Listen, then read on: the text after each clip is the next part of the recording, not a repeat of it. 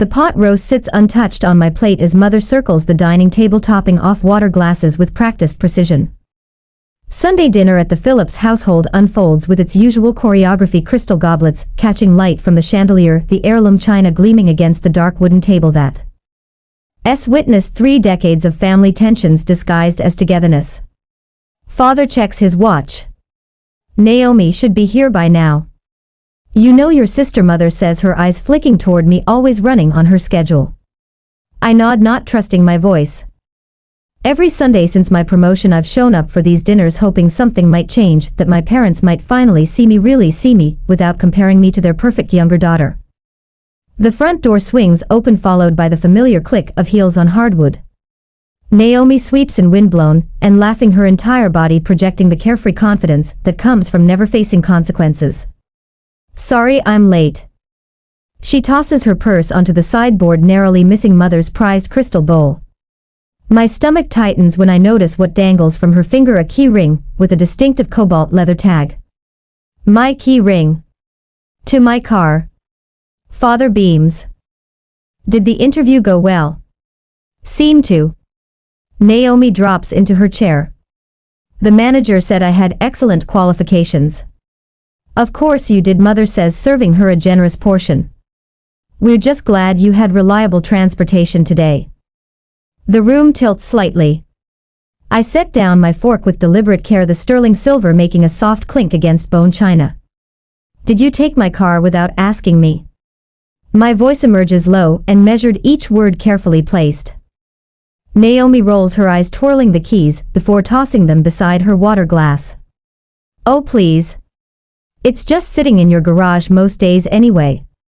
That's not an answer. Father's face hardens. Family helps family, Addison. Naomi needed to make a good impression today. My mind flashes to this morning, reaching for my spare keys on the hook by the door, finding the peg empty. I'd assumed I'd misplaced them, never imagining someone would simply take them. You could have asked, I say. Mother's smile tightens. Honestly, darling, it's not as if you were using it. The familiar dismissal stings, but this time beneath the sting lies something darker, a slow, burning fury I rarely allow myself to feel. 3 months ago I stood in a boardroom wearing my best charcoal suit, presenting the culmination of 18 months of work. 8 men in similar suits stared back, skepticism gradually giving way to grudging respect as I walked them through the proposal. When the final signature hit the contract, $3.5 million, I knew exactly what I would do with my commission. The dealership had called it midnight blue, though under certain light it seemed almost black, leather seats that smelled like possibility. The salesman surprised when I paid the down payment without hesitation, without a husband or father beside me to approve the purchase. First thing I've ever owned that wasn't used or discounted. I told Linda over celebratory drinks, showing her pictures of my new sedan. I earned every inch of it. Now Naomi studies her nails, oblivious to what she's taken. Not just a car, the physical proof that I've finally escaped the shadow of family expectations. I've been meaning to ask. Naomi says, cutting into her meat, could I borrow it again next weekend? There's this networking event in Boulder and... No. The word emerges before I can soften it. Mother's fork pauses midway to her mouth. Addison, don't be selfish. There it is, the familiar pattern. Naomi takes. I sacrifice. My parents' referee, always ruling in her favor. You have your own car, I say. That old thing. Come on, I'm trying to make connections here. Father sets down his napkin. Your sister is trying to get her career started. The least you could do is help. My career started with student loans and 2 jobs without family connections or borrowed luxury, but saying so would only label me bitter, jealous of my sister's effortless charm. The story never changes, only the details. By the way, Naomi adds, spearing a carrot, some idiot in a parking lot scratched the passenger door. Nothing major. My phone buzzes in my pocket. Then again. And again. I slip it out, breaking mother's no phones at dinner rule, and feel my blood freeze. 6 notifications from colleagues. All variations of the same message. Beautiful car. When did your parents buy it? I open Instagram and there it is, Naomi posed beside my midnight blue sedan, manicured hands splayed across the hood, her smile wide and proud. The caption reads, "Thanks Mom and Dad for the amazing gift. Blessed new car, family support." 23 likes. 4 comments from mutual friends. Posted 2 hours ago. I set my phone on the table screen up so they can all see it. The room goes still. "We need to talk about boundaries," I say, my voice steady despite the rage building behind my ribs. "The time for sacrifice has ended." Father waves his hand dismissively at my phone screen. "It's just a social media post, Addison. Don't be so sensitive. She just wants to feel successful like her big sister." Mother chimes in, dabbing her napkin at the corner of her mouth. "Is that so terrible?" I look at Naomi. Waiting. Her shoulders rise and fall in a practiced shrug. "I'll delete it if it's that big a deal," she says, not meeting my eyes. "But everyone already saw it. So what's the point?" The casualness in her voice makes my skin burn. I take a slow breath, keeping my tone even. "Show me the scratch." "What?" "On my car. The scratch you mentioned. I want to see it." 2 minutes later we stand in the driveway. The scratch isn't just a scratch, it's a foot-long scrape with traces of red paint embedded in the midnight blue surface. Not from a parking lot. From a fire hydrant. "You sideswiped a fire hydrant." The words taste like metal in my mouth. "Were you texting while driving?" Naomi's eyes dart toward the house where our parents wait. "Does it matter?" "Insurance will cover it." "My insurance. My premiums." Back inside I scroll through my phone, heart pounding harder with each swipe. Not just one post. 5, spanning 2 weeks. Naomi at a restaurant valet stand. Naomi at a country club. Naomi showing off her new car to friends outside an upscale bar. My mind flashes back to high school. Me at 17 opening the thin envelope from Stanford. Full academic scholarship. Mom glancing up briefly from preparing Naomi's sweet 16 party. "That's nice, honey. Can you hang these streamers?" 2 hours later, Dad rolling into the driveway with a red Volkswagen. Keys dangling. "Happy birthday, princess." Naomi squealing while I tape decorations for a party I wasn't invited to join. College years spent working the campus bookstore mornings. Waiting tables. Nights. Parents' contribution. $600 per semester for books. Meanwhile, Naomi cycling through 3 different universities fully funded before dropping out completely. "College isn't for everyone," Mom said, patting Naomi's hand. My sweaters disappearing from my closet. My jewelry borrowed, never returned. My first apartment's spare key suddenly missing after Naomi stopped by to see the place. The pattern stretches back through decades, visible now with painful clarity. I place my phone face up on the table and stand. The dining room falls silent as I rise to my full height, suddenly aware of how I tower over my seated family. This car, I say, my voice quieter than I expect, represents the first major purchase I made for myself with money I earned from a job I've worked 80-hour weeks to excel at. Boom. Mother's eyes fill with tears. Father's jaw clenches. I paid for my college. I paid for my apartment. I paid for every single thing I own. Each sentence lands like a footstep advancing slowly across unstable ground. After the Miller contract closed, I chose that car because for once I wanted something that wasn't secondhand, something that represented what I'd accomplished without anyone's help. Naomi examines her nails, but I catch the flicker of resentment in her eyes. "And you took it without asking, then lied about who bought it." Mother's tears spill over, transforming quickly to indignation. "After all we've done for you, this is how you repay us. With accusations and ingratitude." My phone buzzes again. Jessica from accounting. "Beautiful car in the post. When did your parents buy it? Must be nice having such generous support." Jessica, who witnessed me stay late every night for 18 months building the Miller proposal. Who brought me coffee during the final presentation. Who celebrated with cheap champagne when the contract finally closed? I think about my boss Tom walking me to the parking lot the day after I bought the car. His approving nod as he circled it. You earned every inch of that luxury, Phillips. Nobody handed you anything. At work, respect. Acknowledgement of effort. Recognition of achievement. At home, dismissal. Entitlement. Theft dressed as sharing. I reach for my purse with deliberate calm, slinging it over my shoulder. Don't walk away from this table, young lady. Father's voice carries the authority that once made me freeze. We're not finished discussing this. Actually, we are. I move toward the door. What are you going to do? Call the police on your own sister. Naomi challenges, leaning back in her chair with familiar confidence. The confidence of someone who's never faced consequences. I pause at the threshold, turning to face them one last time. 3 faces, 3 versions of the same expectation that I'll bend. As I always have. No.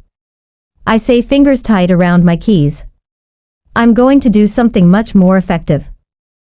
The door closes behind me with a soft click, punctuating my final word like a period at the end of a very long sentence. Later that night, my reflection catches in the window as I pace my downtown apartment, 8 steps from wall to wall. Turn. Repeat. Through the glass, 12 floors below, my midnight blue sedan sits in the parking lot, the scratch on its passenger door visible even from this height, an ugly gash marring the perfect finish. I stop mid-stride, hands balled into fists at my sides. The memory of Naomi tossing my keys onto the dining table burns fresh in my mind. Her casual disregard, my parents' dismissive defense of family choreography I've danced to my entire life. My desk stands in stark contrast to my restless movement, meticulously organized, each item in its assigned place. Award plaques line the back edge. Regional sales leader 3 years running. The framed photo of me shaking hands with the CEO after closing the Westridge account, the crystal paperweight commemorating my 5-year anniversary with the company. Achievements earned through persistence, strategy, and sacrifice. Unlike that car. Unlike anything my sister has ever possessed. I stop at the window, press my fingertips against the cool glass, and stare at the vehicle below. The realization blooms slowly. Then, with sudden clarity, I've been approaching this all wrong. If my family refuses to respect my boundaries, perhaps the solution isn't trying to make them understand. Perhaps the solution is to remove the opportunity entirely. I smile for the first time since that terrible dinner. Monday morning, the office buzzes with the start of week energy I normally find invigorating. Today, each good morning feels like an intrusion as I stride toward my corner office, coffee in hand, briefcase containing the proposal I spent half the night perfecting. Addison. Jessica waves from the break room. That car your parents got for your sister is gorgeous. My husband's been looking at the same model. My smile freezes in place. Thanks. 2 steps later, Mark from accounting. Saw your sister's post. Nice ride. Your folks must be proud of her new job. She hasn't started yet, I say. The words clipped. By the time I reach my office, I've fielded 4 more comments. Each one stokes the ember of rage burning in my chest. I close my door with more force than necessary, the blinds rattling against the glass. My assistant Carl knocks tentatively. You have that budget meeting with Mr. Crawford at 10. He pauses. Studies my face. Everything okay? I straighten my shoulders. Schedule an additional 30 minutes. Tell him I have a proposal that will benefit the company. Will do. His expression shifts from concern to curiosity. Anything else? Clear my afternoon. And find out who handles our corporate vehicle fleet. At precisely 10 o'clock, I sit across from Howard Crawford, CFO of Neurotech Solutions. I've spent 3 years earning his respect through consistent results and fiscal responsibility. Today, I'll leverage that capital. I slide the folder across his desk. Before we discuss the quarterly numbers, I'd like to propose a solution to our client transportation costs. His eyebrows rise slightly, but he opens the folder. I've laid out the numbers with precise clarity. Current mileage reimbursement costs for sales directors over the past year. Maintenance costs for company-owned vehicles. Tax benefits of asset depreciation. Client impression value metrics. You're suggesting we add a dedicated executive vehicle. Crawford flips through the pages. His expression thoughtful. For client meetings and corporate events. I keep my voice steady. Professional. We currently spend an average of $1,245 monthly on reimbursements for the sales team alone.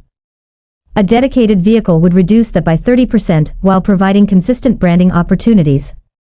He studies the final page, a photograph of my midnight blue sedan with a mock-up of the company logo subtly positioned on the door, and you happen to know of an available vehicle that meets our specifications.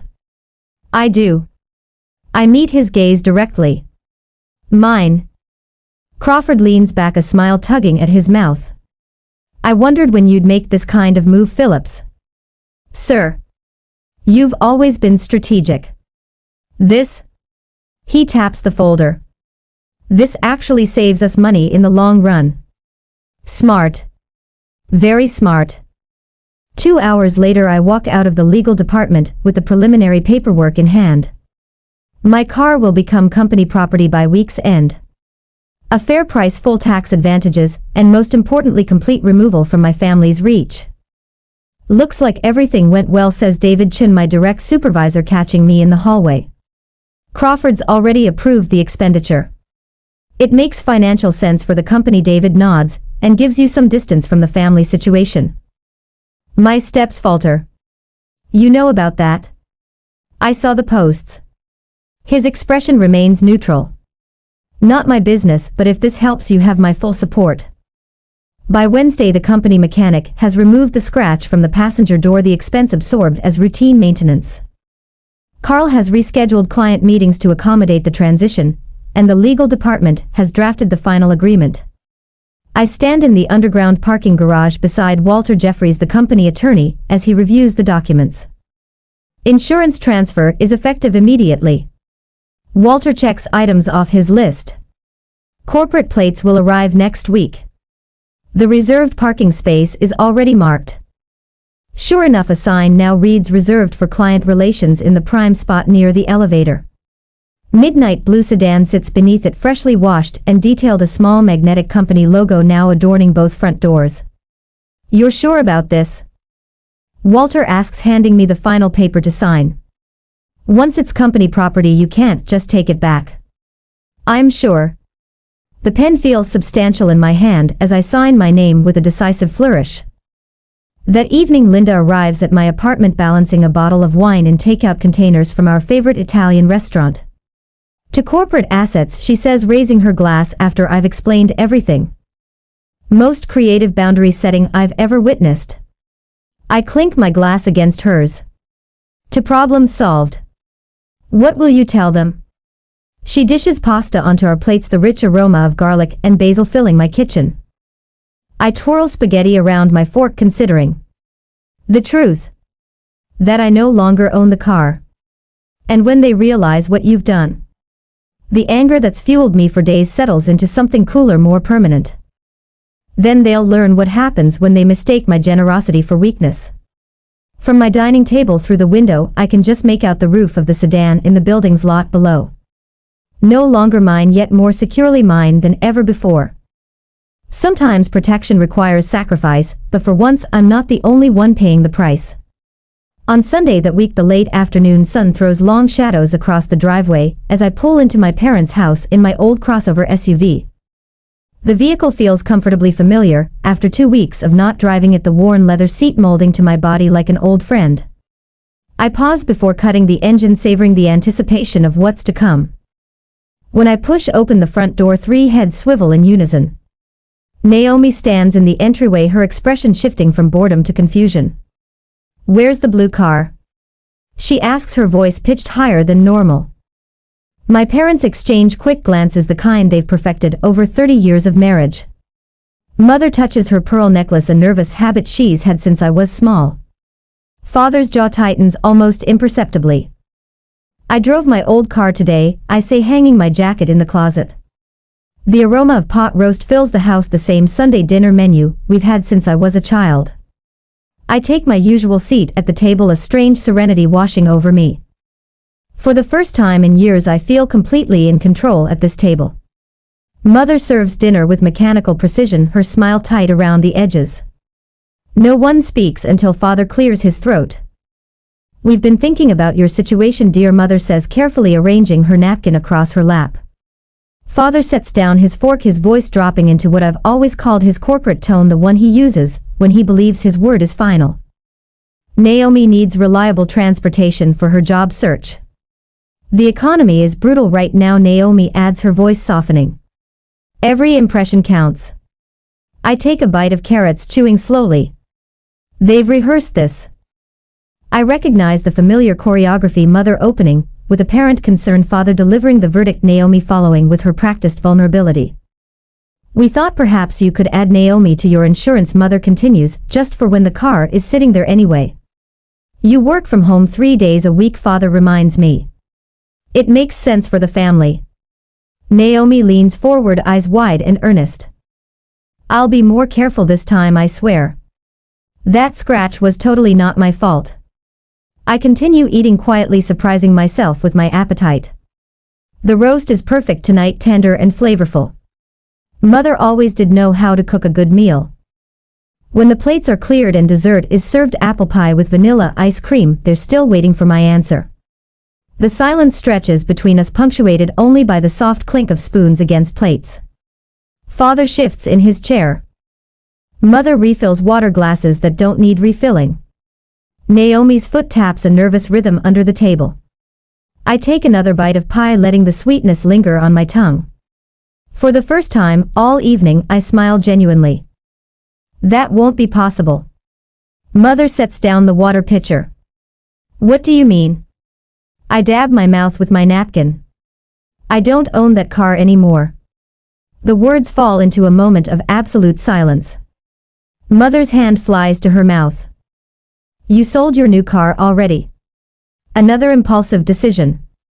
Father's voice rises with an edge of triumph, as if my actions have just proven everything he's ever thought about me. I shake my head once calmly. "I transferred it to my company. It's a corporate asset now." The silence that follows feels thick enough to touch. "You can't just do that." Naomi's voice cracks like a teenager's, her composure shattering. Father leans forward, his authority diminishing with each word. "What exactly does that mean? Explain yourself." Mother's eyes fill with tears, a familiar tactic that once would have filled me with immediate guilt. "We were only trying to help everyone in the family." I reach into my purse and withdraw a folder, placing it on the table between us. "It means the car belongs to Philips Technology Solutions now. I use it exclusively for client meetings and business purposes." I open the folder, revealing the corporate paperwork with signatures and official seals. "It's already done." Naomi snatches up the papers, scanning them with growing disbelief. "This isn't fair. You did this on purpose." "Yes," I admit, feeling strangely light. "I did." "Can they just take your car?" Mother asks, looking between Father and me. "They didn't take it. I propose the arrangement." I gently retrieve the papers from Naomi's hands. "The company pays for the insurance, maintenance, and even the repairs for that scratch. In return, I use it only for work purposes." Father's face reddens. "You've always been difficult, but this is beyond." "Beyond what?" I ask softly. "Beyond protecting something I worked hard for.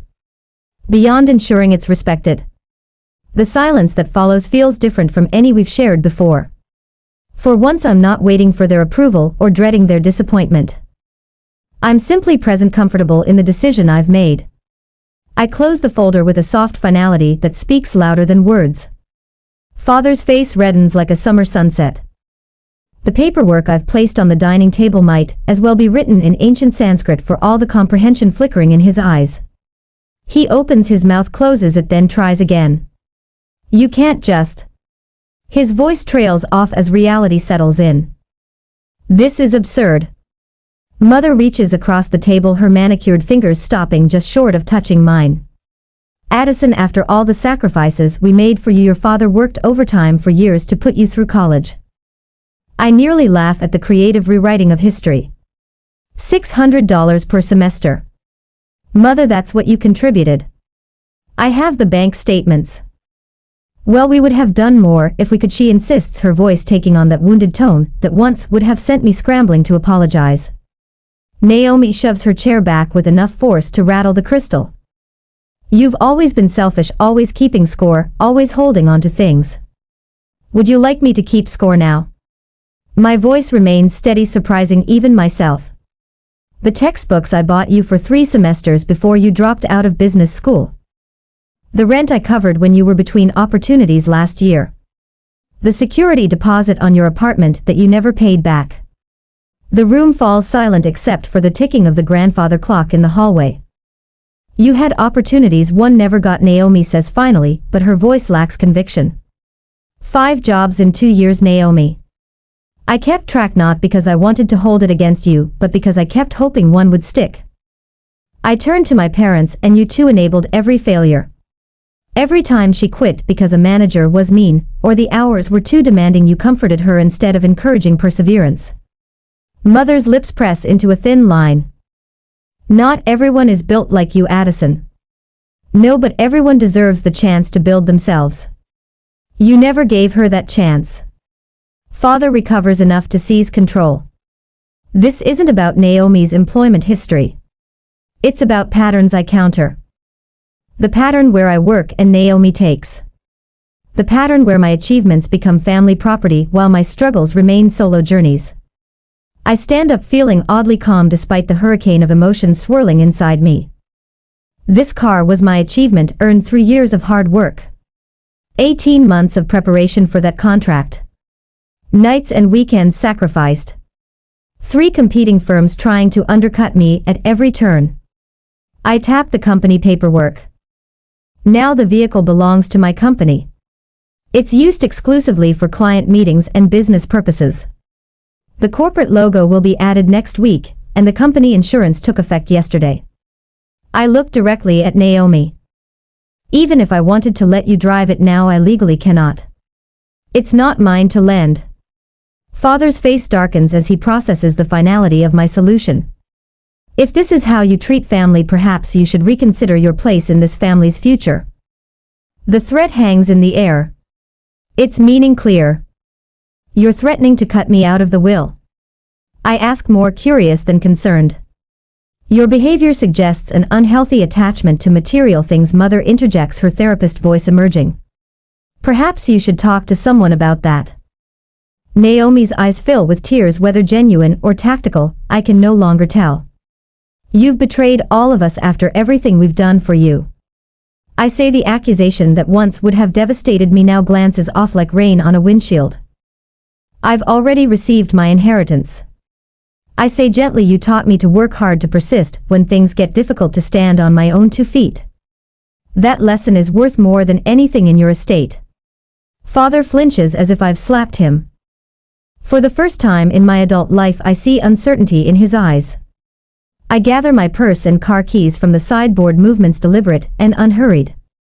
There's no anger driving me now, just clarity. I love you all. I say, meaning it despite everything. But love has boundaries. Love respects. Love doesn't take without asking. Ah. So that's it. You're just walking away. Naomi demands. I'm driving away in my old SUV toward the life I've built. You're welcome in that life, but only if you can respect its boundaries. Mother starts to speak, but Father quiets her with a hand on her arm. Something in his expression has shifted, though I'm not naive enough to mistake it for understanding. Love doesn't take, it respects. I say it one more time, the words filling the room. Then I walk out the front door, the weight of expectation falling away with each step. The engine of my practical paid-off SUV turns over with a familiar rumble. As I pull away from the curb, I catch a glimpse of them watching from the window, 3 figures frozen in tableau, suddenly uncertain of the script. For the first time in 32 years, I'm writing my own. Morning sun catches the edge of my new executive vice president nameplate as I arrange the framed photo on my desk. 6 months since that Sunday dinner, and the world has rearranged itself around the word no I finally learned to say. Through my office window I spot the midnight blue sedan in the company parking lot, now emblazoned with our logo and featured prominently in our spring marketing campaign. The scratch has long since vanished, erased like old habits. Still admiring your handiwork. My assistant pokes her head in, gesturing toward the bulletin board where my promotion announcement hangs. The quarterly reports are ready whenever you are. I nod, running my finger along the silver frame holding a photo of me beside the car surrounded by clients, after closing the Henderson deal. Just thinking about distance traveled. Later steam rises between Linda and me at our weekly coffee meetup. She stirs her latte, careful not to disturb the foam art. So your mom texted again? Just checking in. No guilt trips this time. I sip from my mug, no longer bracing for the familiar tension her name once triggered. Baby steps. And your dad? Radio silence mostly, but he signed the Christmas card himself instead of letting mom handle it. Progress, I guess. Linda squeezes my hand. Small victories. Jenna told me Naomi finally stuck with a job past the 90-day mark. The words emerge without their usual bitter aftertaste. Some texts start up downtown. Good for her, Linda says, watching my face for signs of the old hurt. I shrug. Mom asked if we could have dinner, just the two of us. I'm considering it. The evening brings warmth and laughter to my apartment as colleagues gather around my dining table. Crystal glasses clink against china plates I bought myself last month. No heirlooms, no history, just mine. To the new product line, Jessica raises her glass. And to Addison, who somehow convinced that dinosaur of a CFO to invest in innovation. Conversation flows easily without the undercurrents I grew up navigating. When someone asks about my family, I find myself answering honestly. We're finding new ways to connect on my terms this time. The following Tuesday, Sarah hovers in my doorway, her expression mirroring my younger self. They're saying I don't have enough experience for the Portland presentation. I motion her inside. Close the door. But I developed the entire proposal. She says, voice strained, your achievements belong to you. I tell her, remembering every stolen credit, every dismissed accomplishment, never apologize for that. When she leaves, I draft a company-wide memo proposing our new achievement recognition program. My fingers tap against keys, building something that matters. The sunset paints Denver's skyline orange and gold as I drive the company car toward the Westfield meeting.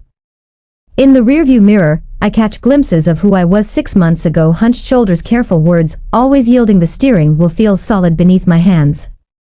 The leather seats still smell faintly new despite countless client meetings and company functions. The passenger door gleams flawlessly in the fading light. I slow at a red light, watching pedestrians cross, a woman about my age laughing into her phone, an older man with a briefcase, 2 teenagers sharing earbuds, all of them unaware how something breaks in men's at once. Success isn't what you own, I realize, accelerating as the light changes. It's owning your boundaries. Some prices are too high even for family, but some lessons are worth every penny.